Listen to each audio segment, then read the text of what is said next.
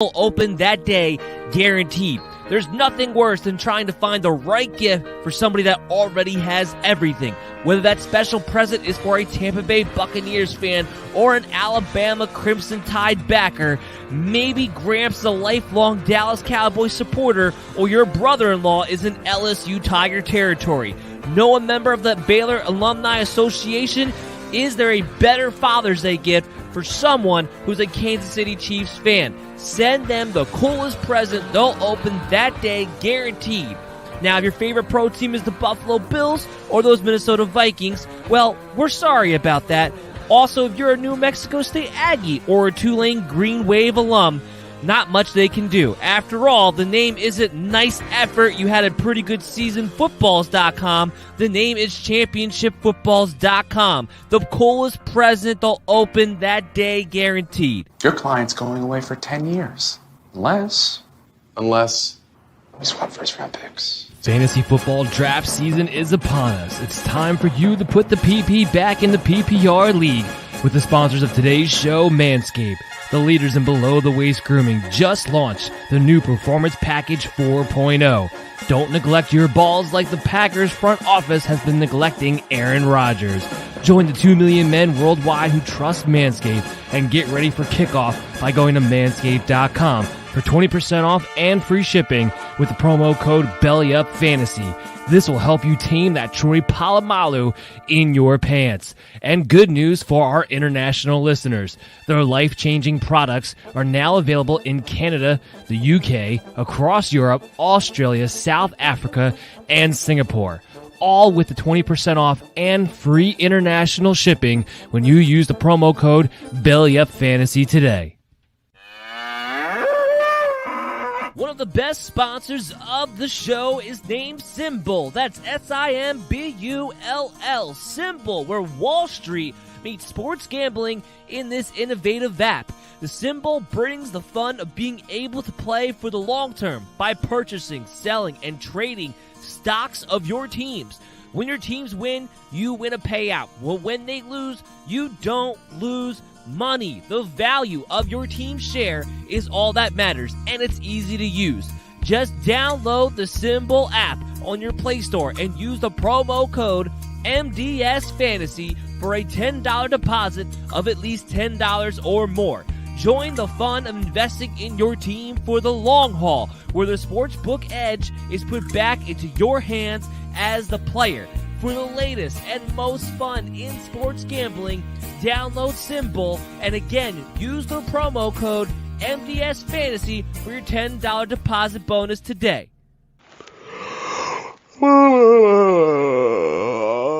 Do you have trouble waking up in the morning? Well, not anymore, because Invader Coffee is here to make you look forward to that morning sunshine. Rated one of the best, smoothest tasting coffees on the market today. Originating out of Texas, this rare coffee product is able to reach new heights in quality from its air roasting process, creating coffee beans with the most robust and smooth flavor you will ever find.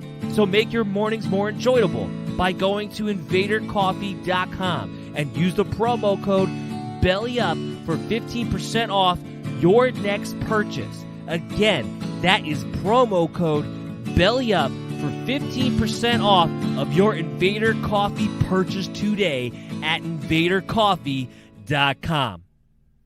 Hey there, sports fans. This is Dan Mater, the host of the MD's Fantasy Football Show, and I am so happy and proud to announce our availability on the Unhinged Radio Network.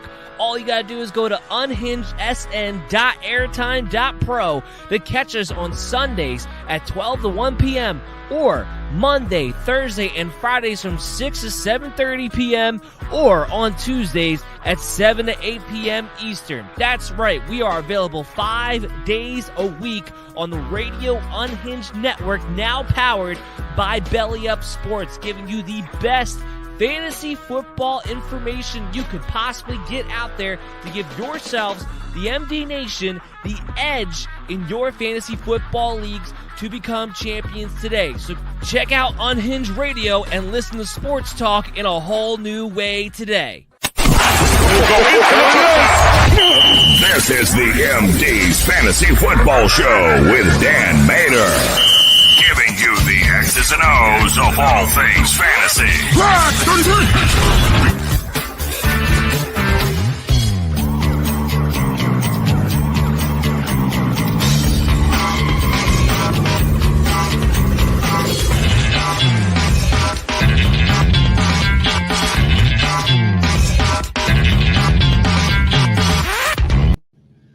Welcome in, MD Nation. Welcome back to the MD's Fantasy Football Show. As always, I'm your host, Dan Mader. We're streaming to you live on social media at BellyUpMDFF Show, and of course, on the MD's Fantasy Football Show YouTube channel. Subscribe. You always check us out after on your favorite pod streaming app, Google Play, Stitcher, Spotify, Spreaker, iTunes, wherever you like to go. And we'll be on tonight from 7 to 8 p.m. on the Unhinged Radio Network on unhingedsn.airtime.pro. We're going over the primetime matchup recaps of Sunday night and Monday night game, and we have the waiver wire report because it's time to look ahead of week 6. Now, usually what I say is don't panic, right? First quarter of the season, no matter what your record is, don't panic. I will say this. If you're 0-5, it's time to panic a little bit. Your season might be almost done. We're going to try to get you better. You can always contact us on social media, DM us at BellyUpMDFF Show. I'm here to help you guys any way that I can. Even if you're 0-5, your season's not over yet, but it is time to make some moves. Hopefully you're not at that point, especially when listening to this show. And we got a waiver wire report that I think will help you guys get even better. But before we get into that, let's recap these games from Sunday night and from Monday night. Tell you who is in trouble, I would be a little bit concerned about if I was the owner, the coach of this team, Kansas City Chiefs. They're in trouble. 2-3 now. Got shellacked at home by the Buffalo Bills. And by the way, it wasn't like the Bills had to bring their A game to win this game. Kansas City's defense has never been great, but it's really bad. And defenses, conversely, seemingly have figured out how to keep the Kansas City Chiefs respectable. At least not from getting a big lead. Remember, the Chiefs defense, it functions entirely on the Chiefs offense, getting them a 2-score lead early in games. That hasn't been happening. People have been able to keep them contained enough to score with them, to never put them in that position where their defense can then tee off and start playing to its strengths. And as a result, everyone's been able to stay in these games. Buffalo Bills, they were winning this game from start to finish. We'll start on that side of the ball. Josh Allen, he's my number one quarterback. He's not going to go down as the number one quarterback of the week, but he was phenomenal. 315 yards, 3 passing touchdowns, all off of 26 passing attempts, by the way. Didn't have to throw the ball that much. That's a really low number. 26 is not a number you're going to see the Buffalo Bills stay at as far as pass attempts often this season. Not on this pass first team. Oh, and he tacks on 59 yards rushing and a rushing touchdown. Look good rushing the ball. Josh Allen won this game. He was diving head first on some of these carries, pick up the first down. There was no way Josh Allen was going to get denied in this matchup. None whatsoever. They just wanted it more and showed on the scoreboard. Zach Moss, while he didn't have a great game, 11 carries, 37 yards, only 3.4 yards a carry, did tack on 55 yards through the air on 3 receptions and 4 targets. He dominated Devin Singletary as far as actual playing time goes. That's the first time that's really happened. Up until this point, it's been pretty even. There's been a couple games where Singletary's been ahead. There's a couple games where Zach Moss has been ahead. But the overall playing time has been pretty even between the two. It was not in this game. The game in which the Bills were leading, it wasn't close. Zach Moss had 42 snaps to Devin Singletary's 15. 19 routes run to his 8. 11 carries to his 6. We've thought all along that eventually Zach Moss would be the one to take over because it seems like the Buffalo Bills want Zach Moss to be the future because Devin Singletary kind of just is what he is. Well, if this was any indication, they might be well on their way to having that happen. If that's a trend that continues, Zach Moss could be somebody who I still don't think he'll ever be more than an RB3, but he could be a high-end solidified RB3 rather than a guy that you have to put in there because he's getting double-digit touches in a backfield on a high-scoring offense, which is what he has been so far at this point, which by default he's an RB3, but nothing you want to be excited about playing. You might actually have some confidence if he could just flat-out overtake Devin Singletary. We got to see if that comes to fruition. It's only one game. I'm not ready to say that. I would not be surprised if come back next week Devin Singletary is leading the way in touches because that's just how this backfield is broken down. But if you're looking for something to shake out, that's at least heading in the right direction. Dawson Knox was great to get. Dawson Knox is a top 10 tight end rest of the year. He's getting utilized every single week. The talent has come through with fruition. 3 receptions, 117 yards, a touchdown on 53-yarder, no less. 4 targets. Now, some of this production is coming at the expense of Stephon Diggs, who only gets 5 targets, 2 receptions, 69 yards. If you're a Stephon Diggs owner, there's no reason to panic. He's been seeing double-digit targets more times than not. The Bills wound up surprisingly dominating this game rather than this being a shootout back and forth the way it was originally expected to go. So there's a lot of things that are taken into consideration. I still think Stephon Diggs is a wide receiver 1. Now, is he the top 5 receiver 1 he was last year? No. And that's because of Emmanuel Sanders and his involvement. He had 2 touchdowns in this game, 5 targets. Dawson Knox now being more of a thing. Last year was just the Stephon Diggs show and Cole Beasley getting sprinkled in every once in a while. There's other mouths to feed now in Buffalo. So it's never going to be that case. But still a team that typically is going to throw the ball 35 plus times in the game. Like I said, up until this point, I've been seeing around double-digit targets. Better days are ahead for Stephon Diggs. So if you are a Diggs owner, I'm not panicked. I'm not worried. If you're not, you can buy low. I didn't think you were going to be able to buy low after the Houston game last week because I saw the Houston on the schedule. I saw Kansas City on the schedule upcoming, and I was like, this is it. It's been kind of disappointing heading into week 4. I was like, he's going to have big games against Houston, big games against Kansas City. You'll never be able to buy low on him again for the rest of the year. I take that back. He had the 100-yard performance against Houston, but now having a 2-reception, 69-yard performance in a game in which people are depending upon him to really cash in on their investment, to really be the wide receiver 1 they drafted him to be in what was supposed to be a shootout game, but not, if nothing else, against a really bad defense. The fact that he walks away with just 69 yards and 2 receptions, I think it does open up the door again for him to be a buy low candidate, legitimately. In which case, I would 100% advise everybody who can to do so. Emmanuel Sanders is going to be a plug-and-play wide receiver 3 until future notice. He's getting utilized in the red zone, guys. It's not a fluke. Cole Beasley, on the other hand, somebody we thought might have some value, especially depending upon game script. This is what I have to say about Cole Beasley. Prepare to be flushed. Because of the emergence of Emmanuel Sanders, he's not going to be consistent enough. And while I do think there will be games in which he'll get double-digit targets and double-digit receptions, you're never going to know when that game's going to be. And there's no reason to trust it when you could have a Sanders instead or have anything else instead. And you know what? Good reason, because I don't really like Cole Beasley anyway, especially with his off-the-field shenanigan nonsense. But there's no reason to own him. Let's flip the script. Let's go to Kansas City. Talk about them for a second. Well, Mahomes threw the ball 54 times and still didn't throw the ball for 300 yards.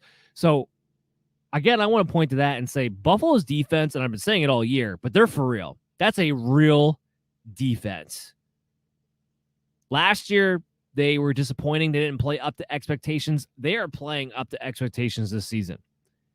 And it's making the Buffalo Bills, in my estimation, the favorite in the AFC to go to the Super Bowl.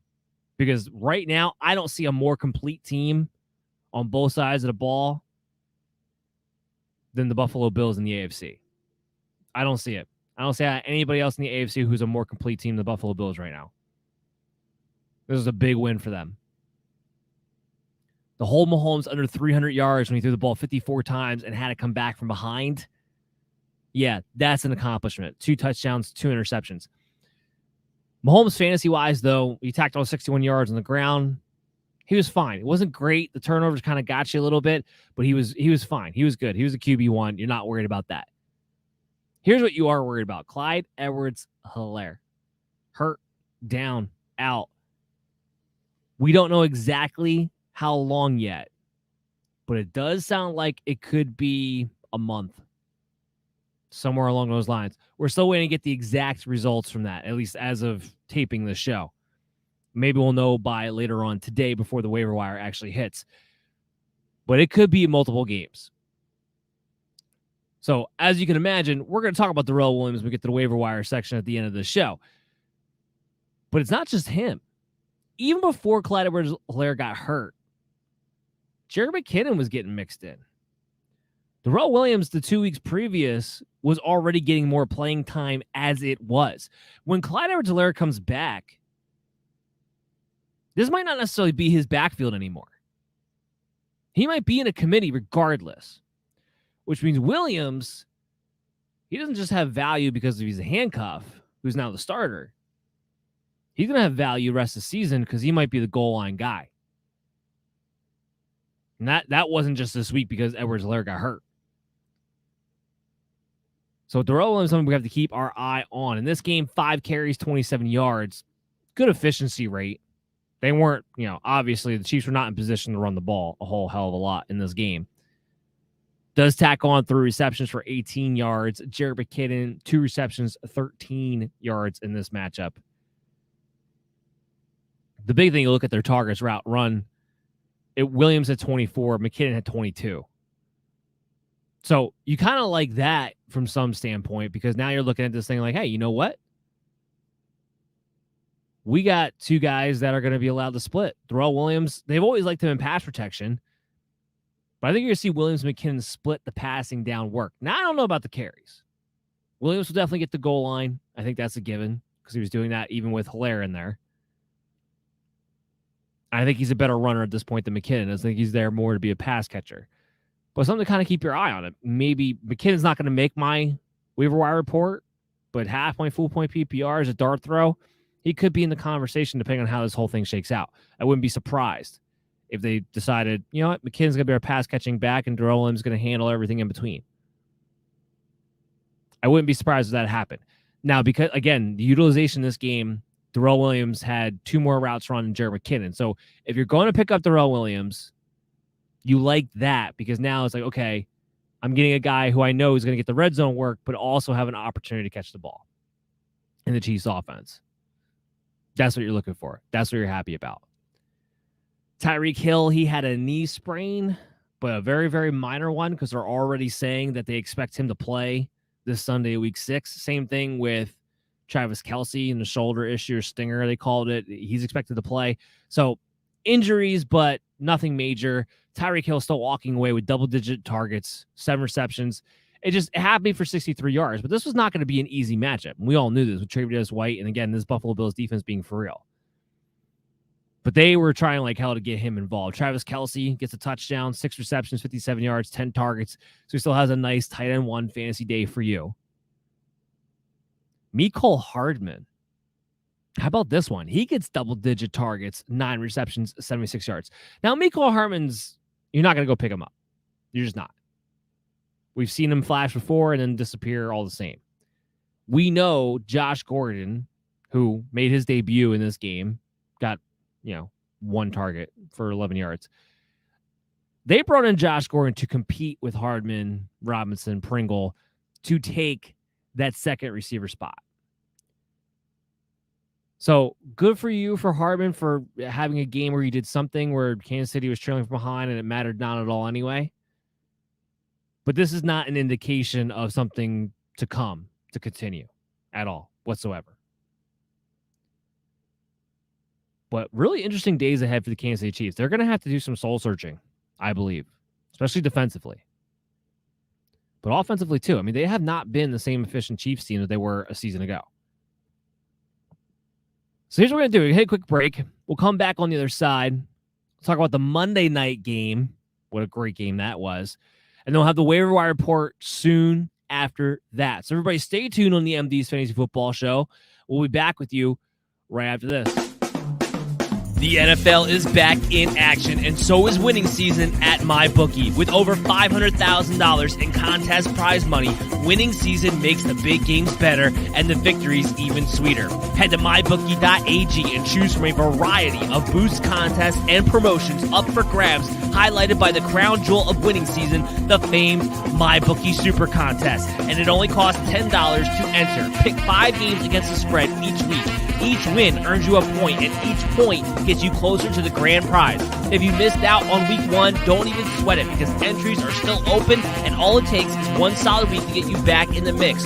Don't just take my word for it. Join now and start your winning season with MyBookie today. In order to get you started, make your first deposit at MyBookie.ag and use promo code MDFantasy to instantly receive double your deposit. That's double your money to double your winnings with your first ever deposit using promo code MDFantasy. Bet anything, anytime, anywhere with MyBookie. Welcome back, MD Nation, to the show. You are listening and or watching the MD's Fantasy Football Show. As always, I'm your host, Dan Mater. We're streaming to you live on social media at BillyUpNDFF Show. Also on YouTube, the MD's Fantasy Football Show channel. Make sure you hit us up after the show on your favorite pod streaming app, iHeart, iTunes, Google Play, Stitcher, Spotify, Spreaker. And make sure you check us out tonight from 7 to 8 p.m. on the Unhinged Radio Network at unhingedsn.airtime.pro. Just recap the Sunday night game. Now we're going to recap the Monday night game for you today. And then we'll get to the waiver wire report after that. But what a Monday night game it was. The Colts led pretty much the whole way until the fourth quarter. And then it was Lamar Jackson magic time, baby. Ravens win this game 31-25 in OT. But Lamar Jackson, 37 of 43. 37 of 43.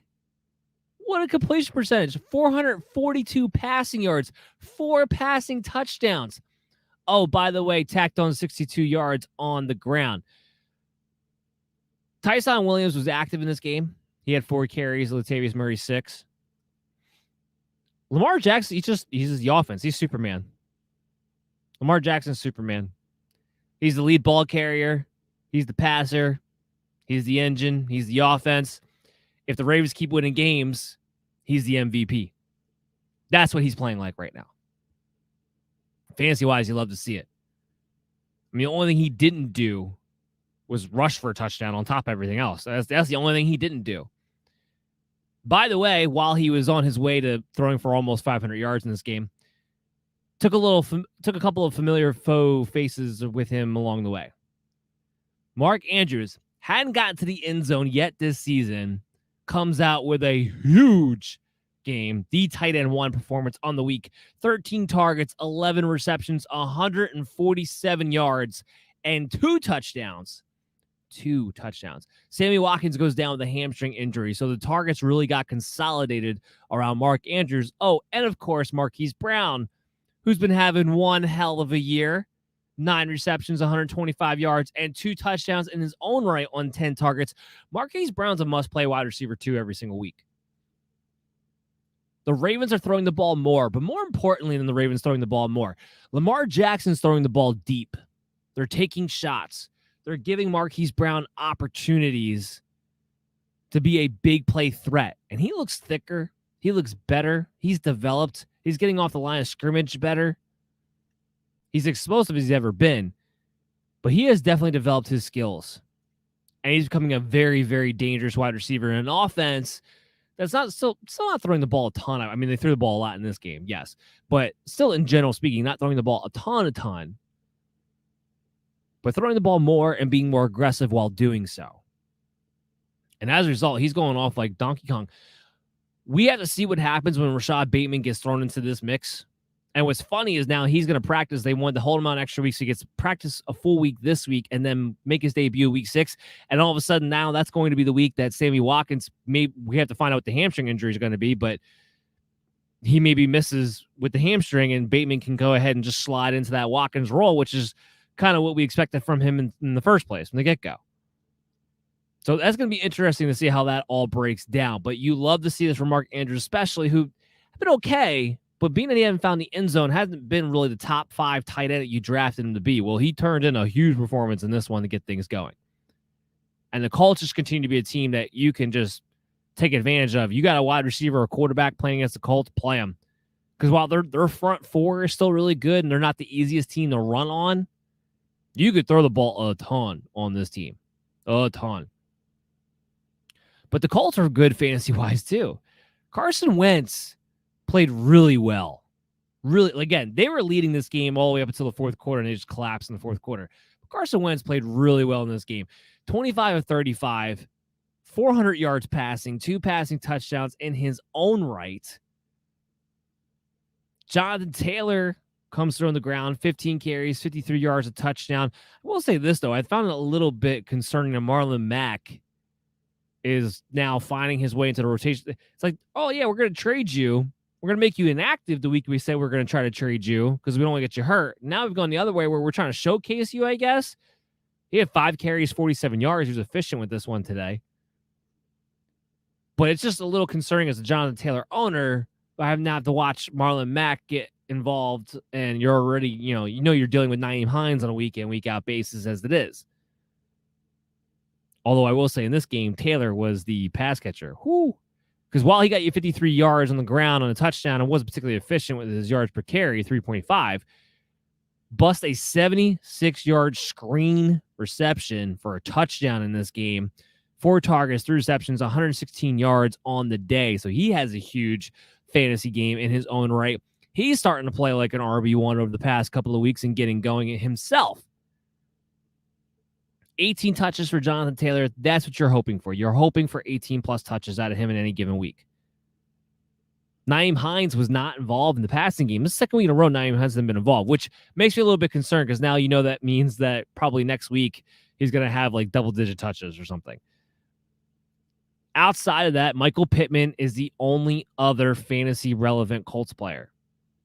6 receptions, 89 yards, and a touchdown on 7 targets in this game. We don't know when T.Y. Hilton's coming back. It's been brought up a couple times. It looks like he's still not close to that happening. So we don't know exactly for sure yet. But until that happens, Michael Pittman is a wide receiver 3 who has a nice, healthy target share every single week. What a great Monday night game this was. Really great game.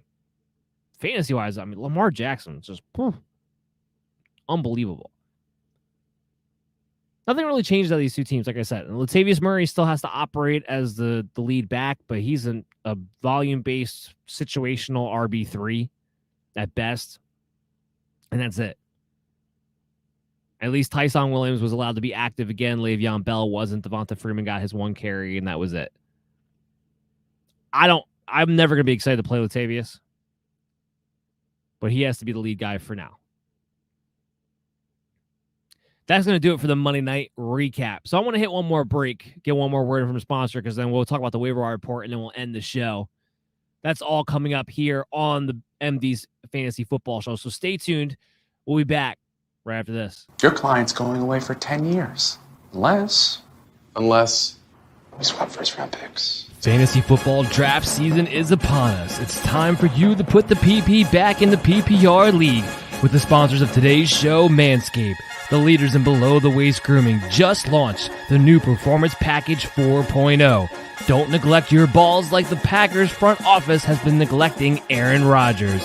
Join the 2 million men worldwide who trust Manscaped and get ready for kickoff by going to manscaped.com for 20% off and free shipping with the promo code BELLYUPFANTASY. This will help you tame that Troy Polamalu in your pants. And good news for our international listeners. Their life-changing products are now available in Canada, the UK, across Europe, Australia, South Africa, and Singapore. all with the 20% off and free international shipping when you use the promo code BellyUpFantasy today. You're listening to the MD's Fantasy Football Show. Welcome back, MD Nation, to the show. You are listening to the MD's Fantasy Football Show. As always, I'm your host, Dan Mader. We're going over the primetime matchup recaps. We just did that for the Sunday night and the Monday night game. Now it is time for the waiver wire report. And as always, we're streaming to you live on social media at BellyUpMDFF Show and on the MD's Fantasy Football Show YouTube channel. Check us out after the episode for the favorite pod streaming app. And check us out tonight from 7 to 8 on the Unhinged Radio Network at unhingedsn.airtime.pro. So I got a nice list put together for you guys, and like normal, this is players that are less than 50% owned on average throughout all the major platforms. I take ESPN, NFL, Yahoo, put them all together, get the guys who are on average less than 50% owned. I talk about them because we try to be as inclusive on this show as I possibly can be to be able to help out as many people as we can that are part of MD Nation, because we're a wide-ranging and growing audience, and I thank you guys for that. And I thank you guys for tuning in every single week. So I broke these guys down by how much they're owned and by position. So let's start off with the quarterbacks. I only have one quarterback actually this week. That's less than 50% owned that I want you to go after. That's Sam Darnold. I know I made fun of him in yesterday's show, and he didn't have a good week against the Philadelphia Eagles. Having said all that, Christian McCaffrey's going to be back most likely anyway this week. As long as McCaffrey's there, having that safety blanket as a quarterback, there's no words for that. You're automatically going to have at least a decent floor. And outside of this week against the Philadelphia Eagles, Sam Darnold's been a streaming quarterback. You got a good matchup coming up this week. If you're looking for a streaming quarterback, Sam Darnold's a guy you can go ahead and play. He's 46% owned right now. And if he's still out there and available, I would think and being that he's had a bad game this past week, there's no reason why you should be using a priority. There's probably no reason why you need to use Fab at this point to grab him either. So grab him for free, and you'll have probably a guy who has at least top 12 upside heading into this matchup on week 6. That's the only quarterback. So let's dive into the running backs. Sony Michel, 49% owned. Now, this is just a handcuff move. But Darrell Henderson, he's injury prone. We know this. We know he's a guy that if he's consistently getting a workhorse role, which is what he's going to have as long as he's healthy, apparently, he could be injured at any given moment. And Sony Michel looks decent. He does. But for nothing else, he's already proven that he's the one-for-one handcuff. If Henderson goes down, Michel gets the workhorse role. We've already gotten to see that. So if you're a Henderson owner, you have to make sure you grab Sony Michel. And he just makes my list being the 49% owned that he is. Alex Collins, 41% owned. Now, apparently there was some good news about Chris Carson, or at least according to Pete Carroll, and what you want to take out of that, let me know, because we all know Pete Carroll tends to lie quite a bit when it comes to injuries, or be at least overly optimistic, maybe is the nice way to say it. But Alex Collins, while he wasn't fantastic on Thursday night against the Rams, he was the lead guy. He ran the most routes, had by far the most carries. The only times he wasn't in was 2-minute drill and 3rd and long. So, yes, his passing ability will be somewhat limited due to that, but he still got his opportunities, especially in the screen game. And he looked fine. I mean, he didn't look overly explosive. He didn't look fantastic or anything like that, but he looked fine. What's important is that we know he's the bell cow back if Chris Carson continues to miss time. And now that we know that Carson's dealing with a chronic neck injury, meaning that this thing is going to have to be managed all year long. Well, if you're a Chris Carson owner, you can't go forward without owning Alex Collins. And if you're anybody else, Alex Collins is the guy who's going to be consistently one play, one breath away from having a workload the following week. And he may even have one this week. We still don't know if Carson's going to play this week. So Alex Collins, somebody you have to go after. I think he's actually going to have season-long value as a result to this. He's much better than Rashad Penny. Even Rashad Penny were to come back, I don't think that's going to be an argument or discussion.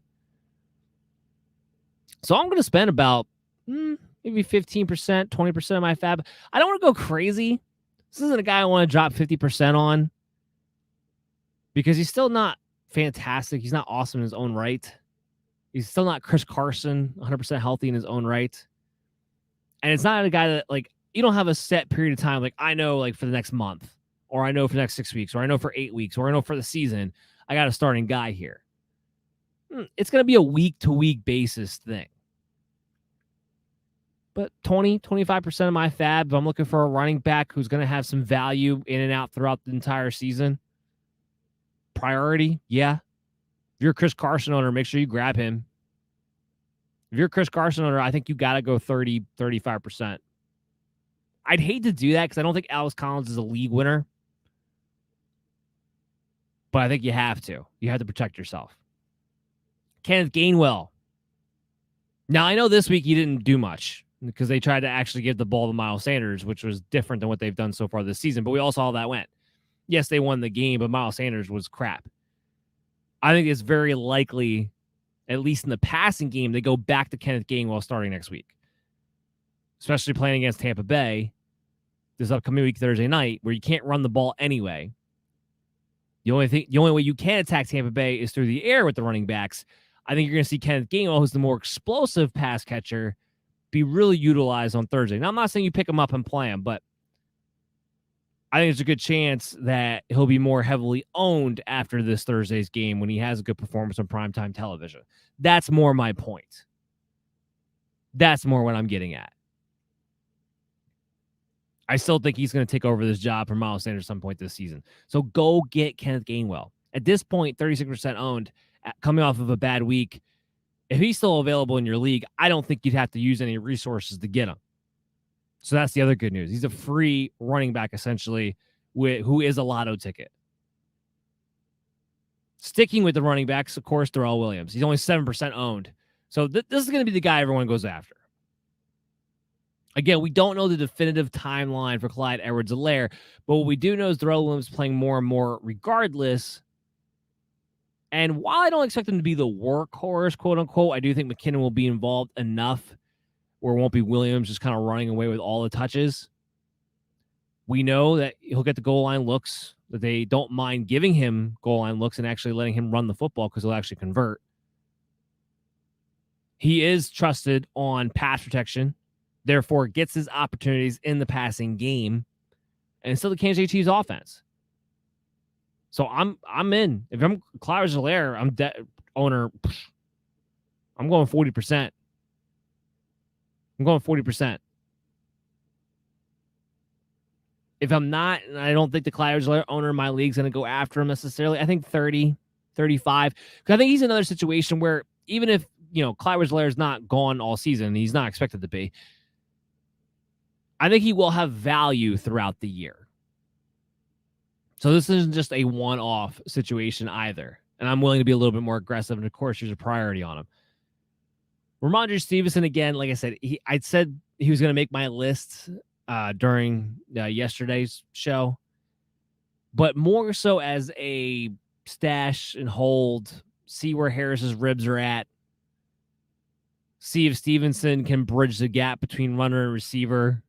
Since he had the skill set in college, who knows? I think there's a chance he could take over for Brandon Bolden because he's just a guy. There's nothing special about him. So it's kind of a more of a, keep in the back of your head thing. Don't spend anything for him. You don't even necessarily have to go crazy after him. But this guy, Khalil Herbert, he's 5% owned. You're going after him. I mean, he's in a 50-50 work share. If you went hard after Damian Williams, you have to go after Khalil Herbert now. You can't just leave your investment wide open. You have to. He had more snaps, more carries. Now, like I said in yesterday's show, if they find themselves in a situation where they have to come back from behind or they're playing against a team where they actually have to throw the ball more than, 20 times in a game, which is what they've been able to do the past couple of weeks, that's going to be the Damian Williams show. He's going to own that passing role. That part I have no doubt, which is why he's going to be ranked ahead as the more valuable back for me. However, I like Khalil Herbert's skill set as a runner. He's a very good runner. He breaks tackles. He's exposed to the line of scrimmage. He has good vision. He is somebody who maybe doesn't have the upside, the floor that comes with a passing game. But if he's going to be in this much of a 50-50 split on a team that looks like they're ready to be run first the rest of the year, which is what we've seen the past 2 weeks out of Bill Lazor, then until Montgomery comes back, Herbert can be considered, I believe, an RB3 in certain matchups. So spend 20% of your fab. Use your priority to pick him up. Would I use number one on him? I don't know if I use the number one on him. But if my priority is like in about the mid-level of my league or lower, yeah, I'm probably using it there. It's going to be a valuable guy. Devontae Booker. 3% owned. Now, I would spend more money and a higher priority on a Darrell Williams, even on a Khalil Herbert. Reason being, after the news that we got about Saquon Barkley, there's a decent chance this is a 1 week, one-off situation. Now, who's to say Barkley doesn't pick up another injury at some point, another time? I agree. And that's what I'm saying. If you're a Saquon Barkley owner, it's probably more worth it for you to use the priority, use 15, 20% of your fab budget to go get him and just protect yourself if you hadn't already. Because you're going to need to at Saquon. I don't want to go crazy. And if you're not the Barkley owner, I'm 10, 15% if I really need a running back this week. Because after this week, I don't know how much value he's going to have. With Barkley, like I said, Barkley might only be missing 1 week here. Even if it winds up being the 2-4, the reason I don't want to go crazy over is because we've seen Devontae Booker in this role before. Yes, he got 2 touchdowns on Sunday, but he's just a guy.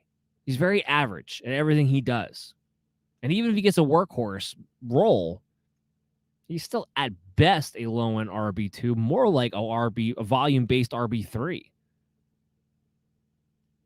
I don't want to go nuts for guys that aren't going to win me, aren't going to be able to win me leagues,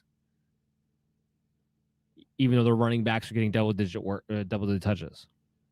I don't want to get overly excited about it. He's not that guy to me. He's got to be a pickup, for sure. You should go after him. Everyone needs a starting running back. Bye week start this week.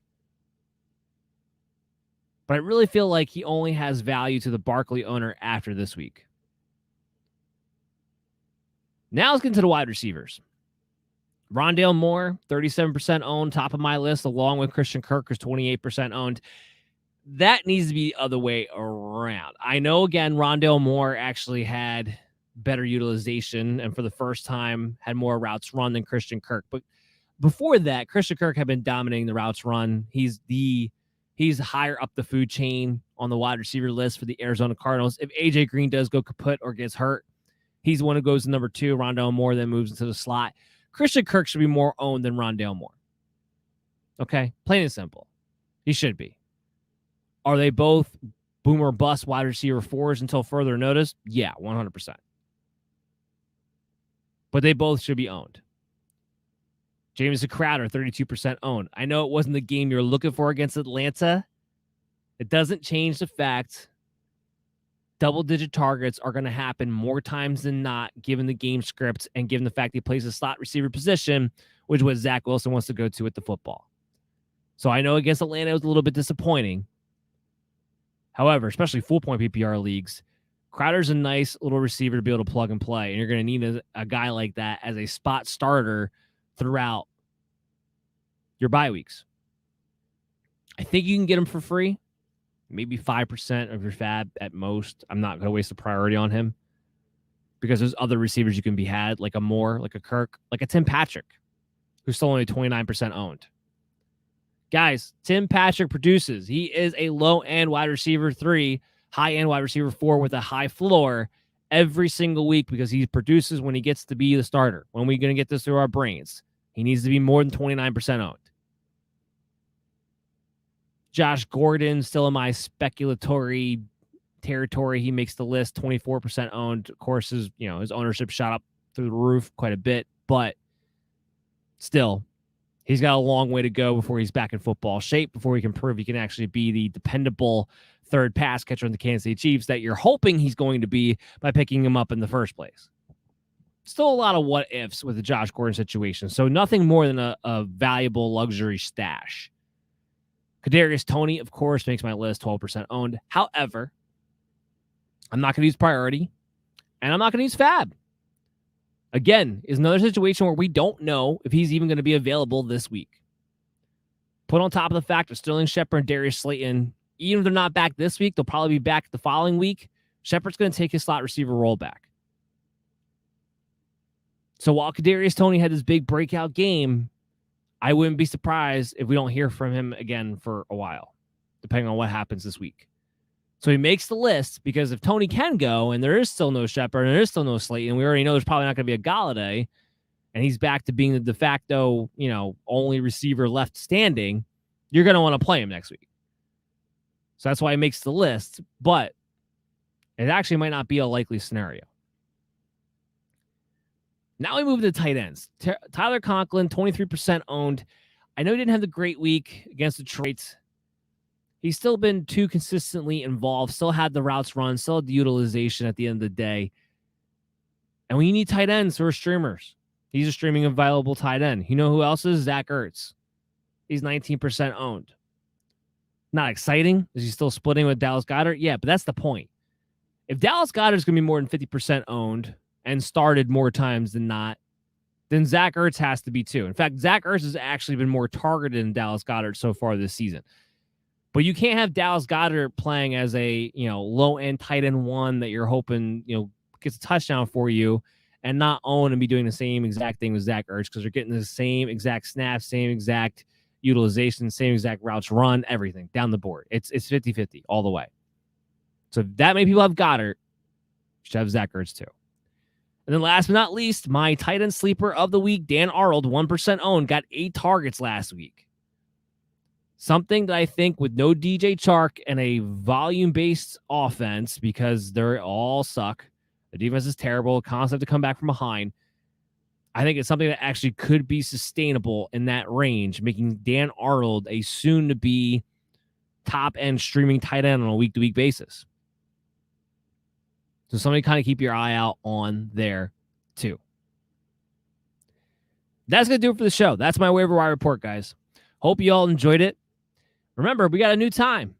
We're going to be back tomorrow, Wednesday night. It's the first time we've ever actually done a show on Wednesday night. I've always had that night off. I usually get that done to get the rankings. We're going to try to get that done sooner. Wednesday night, Chris and I will be back somewhere between 9 p.m. and 9:30 is when we're going to go live. Not sure exactly when yet. We'll get to you on that.